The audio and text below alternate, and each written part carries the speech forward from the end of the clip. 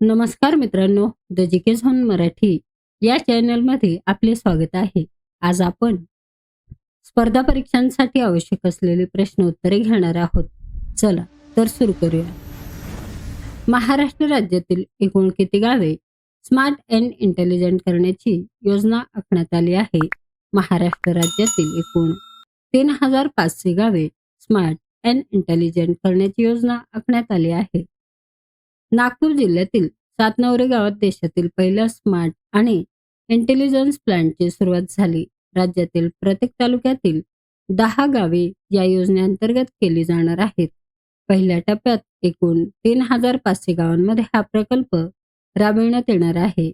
सातनवरे हे देशातील पहिले स्मार्ट आणि इंटेलिजंट गाव बनले आहे. या योजनेत आर्टिफिशियल इंटेलिजन्स AI आधारित शिक्षण, टेलिमेडिसिन, स्मार्ट सिंचन, ड्रोन तंत्रज्ञानाचा वापर करून शेतातील फवारणी आणि बँक ऑन व्हील्स यासारख्या सेवा उपलब्ध करून दिल्या जातील.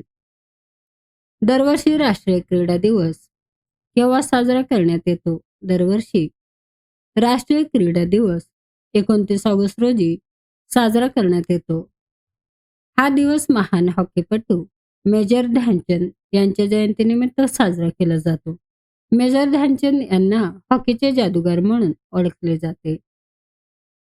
त्यांनी भारताला 1928 ते 1932 आणि 1936च्या ऑलिम्पिक स्पर्धांमध्ये हॉकीमध्ये सुवर्णपदक मिळवून दिले होते. त्यांच्या योगदानाला आदरांजली वाहण्यासाठी भारत सरकारने त्यांच्या जयंतीचा दिवस राष्ट्रीय क्रीडा दिवस म्हणून घोषित केला आहे. या दिवशी खेळाडूंचा सन्मान केला जातो आणि विविध क्रीडा उपक्रमांचे आयोजन केले जाते. पंतप्रधान नरेंद्र मोदींनी कोणत्या राज्यांमध्ये make in India battery electric वाहन ई-विटाराचे आणि हायब्रिड बॅटरी इलेक्ट्रॉनिक प्लांटचे उद्घाटन केले जाते?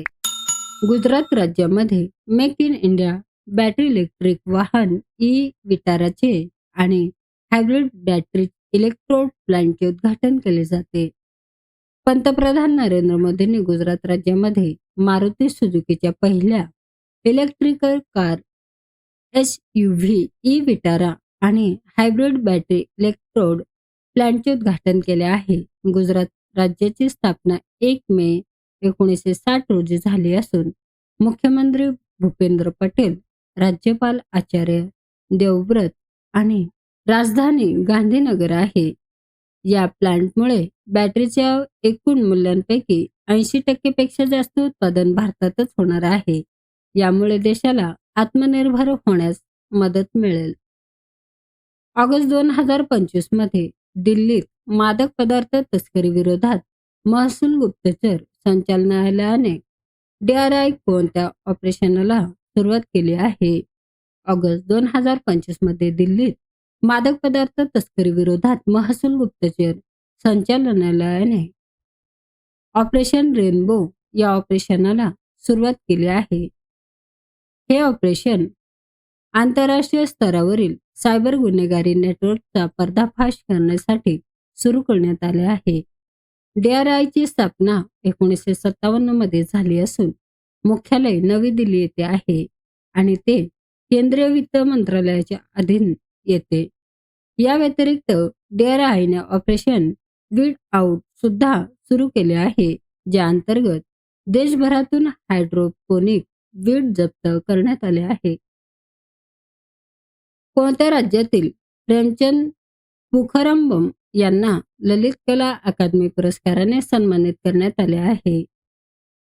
मणिपूर राज्यातील प्रेमचंद पुखरंबम यांना ललित कला अकादमी पुरस्काराने सन्मानित करण्यात आले आहे. मणिपूर राज्यातील प्रेमचंद पुखरंबम यांना त्यांच्या मेड मी चेन्स या लाकडी शिल्पकलेसाठी ललित कला अकादमी पुरस्काराने सन्मानित करण्यात आले आहे. त्यांना हा पुरस्कार नवी दिल्ली येथे आयोजित 64व्या राष्ट्रीय कला प्रदर्शनामध्ये देण्यात आला. मणिपूर राज्याची स्थापना 21 जानेवारी 1972 रोजी झाली. मुख्यमंत्री N बिरेन सिंग आणि राजधानी इम्फाळ आहे. जागतिक सरोवर दिवस केव्हा साजरा करण्यात आलेला आहे? जागतिक सरोवर दिवस 27 ऑगस्ट रोजी साजरा करण्यात आलेला आहे. संयुक्त राष्ट्राने 2024 मध्ये या दिवसाची औपचारिकपणे घोषणा केली. 2025 ची theme lake the life blood of our planet जिले हमारी धरती की जीवन रेखा अशी आहे. 2025 हा पहिला जागतिक तलाव दिवस आहे. ऑगस्ट 2025 मध्ये लिथुआनियाच्या नवीन पंतप्रधानपदी कोणाची निवड झाली आहे? इंगा रुगिनियन यांची निवड झाली आहे. 26 ऑगस्ट 2025 रोजी संसदेत इंगा रुगिनियन यांची निवड झाली. सोशल डेमोक्रॅटिकच्या माजी श्रमिक नेता इंगा रुगिनियन यांना लिथुआनियाच्या संसदेने देशाच्या नवीन पंतप्रधान म्हणून अधिकृतपणे मंजुरी दिली आहे. लिथुआनिया हा युरोप खंडातील एक देश आहे. त्याची राजधानी विनियस आहे आणि चलन युरो आहे. भारताच्या पारंपरिक औषधोपचार ज्ञानाला जागतिक ओळख मिळवून देण्यासाठी केंद्र सरकारने दरवर्षी कोणत्या दिवशी आयुर्वेद दिवस साजरा करण्याची घोषणा केली आहे? 23 सप्टेंबर हा दिवस आयुर्वेद दिवस म्हणून साजरा करण्याची घोषणा केली आहे. भारत सरकारने आयुष मंत्रालयाच्या पुढाकाराने आयुर्वेद दिवस साजरा करण्यास सुरुवात केली. हा दिवस भगवान धन्वंतरी यांच्या जयंतीनिमित्त साजरा केला जातो, जे हिंदू धर्मात आयुर्वेदाचे देवता मानले जातात, परंतु त्याची कोणतीही निश्चित तारीख नव्हती. या दिवसाचा मुख्य उद्देश लोकांमध्ये आयुर्वेदाचे महत्त्व आणि फायदे याबाबत जागरूकता वाढवणे आहे. 2025 ची थीम जण आणि धरतीसाठी Ayurveda, Ayurveda for people and planet अशी आहे. ऑगस्ट 2025 मध्ये कोणत्या राज्य सरकारने दिव्यांग व्यक्तींसाठी मुख्यमंत्री दिव्यांग जन उद्यमी योजना सुरू केली आहे? बिहार या राज्य सरकारने दिव्यांग व्यक्तींसाठी मुख्यमंत्री दिव्यांग जन उद्यमी योजना सुरू केली आहे. ही योजना बिहार सरकारच्या समाज कल्याण विभागामार्फत चालवली जाते आणि ती अल्पसंख्याक उद्यमी योजना धर्तीवर सुरू करण्यात आली आहे. या योजनेचा मुख्य उद्देश दिव्यांग जनांना आत्मनिर्भर बनवणे आणि त्यांना स्वयंरोजगाराची संधी उपलब्ध करून देणे आहे. या योजनेअंतर्गत सरकार दिव्यांग उद्योजकांना 10 लाख रुपयापर्यंत आर्थिक मदत प्रदान करेल, ज्यापैकी 5 लाख रुपये अनुदान परतफेड न करण्यायोग्य आणि उर्वरित 5 लाख रुपये व्याजमुक्त कर्ज म्हणून दिले जातील. फिडे बुद्धिबळ विश्वचषक 2025 कोठे आयोजित केला जाईल? फिडे बुद्धिबळ विश्वचषक 2025 गोवा, भारत येथे आयोजित केला जाईल.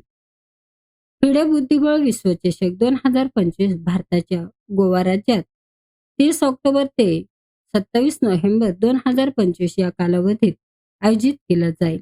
या स्पर्धेचे एकूण बक्षीस $2 दशलक्ष सुमारे 17.5 कोटी रुपये आहे.